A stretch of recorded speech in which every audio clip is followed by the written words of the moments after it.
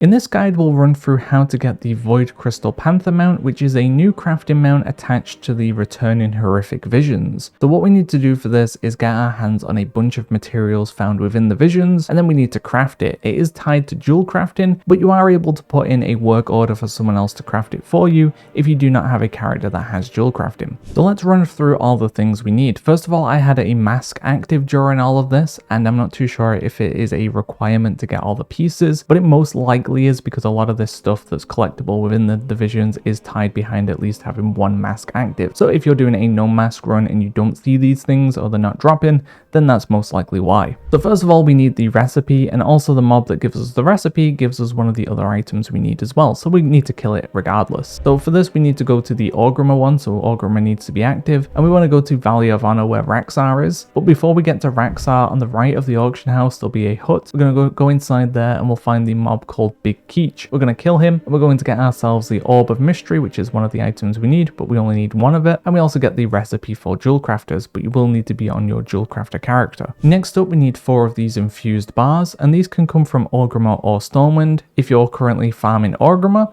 then you'll want to head over to the Valley of Wisdom, and there's going to be this kind of like voidish platform, and on top of it should be one of the bars, and you can keep repeating this to get all 4 bars. If you're doing this on Stormwind though, you want to head to the Dwarven District over to the Forge area, and there should be one of the bars there instead. Next up, we're going to need these unusual gems, and we only need one of these. I looted them from doing a mask run during Old Town, so I'd completed the Old Town section, finished the vision, and it came in the reward box at the end of the vision. Finally, we need 20 of these shadow infused onyxes, and these were coming from the end of my mask runs, so I'd clear it in objective, which is one of the 4 sub areas, and then once I finished the vision itself, it would be in the reward boxes at the end. So you are going to have to do quite a few visions to get the 20 of these that you need, but if you're progressively working towards other things anyway within the visions, then eventually you'll get all of this stuff. Now, all of these items are bind on Warbound, meaning you can get them on your alts as well if you're looking to farm some gear on those. Send them all to your Jewel Crafter and craft yourself the mount, or if you don't have a Jewel Crafter, you can put in a work order. A couple of things that may be interesting to some people to know is, first of all, once you've crafted the mount, you'll no longer get these items anymore, but I'm not too sure if that is the case if you craft it for someone else, or if that's even possible. So there may be a world you can make some money by farming out all the materials and then allowing someone to put in a work order where they have no materials and then you craft it for them, but that I'm not too sure on. It probably won't work that way, but something to take into consideration. Otherwise, the only way you could really make gold from this is sniping the work orders that go up and making a little bit of commission from that. Either way though, I hope this guide was helpful. If it was, consider subscribing, because we're very close to 1,000 subscribers, which means we can get monetized and put more focus into making more of these guides.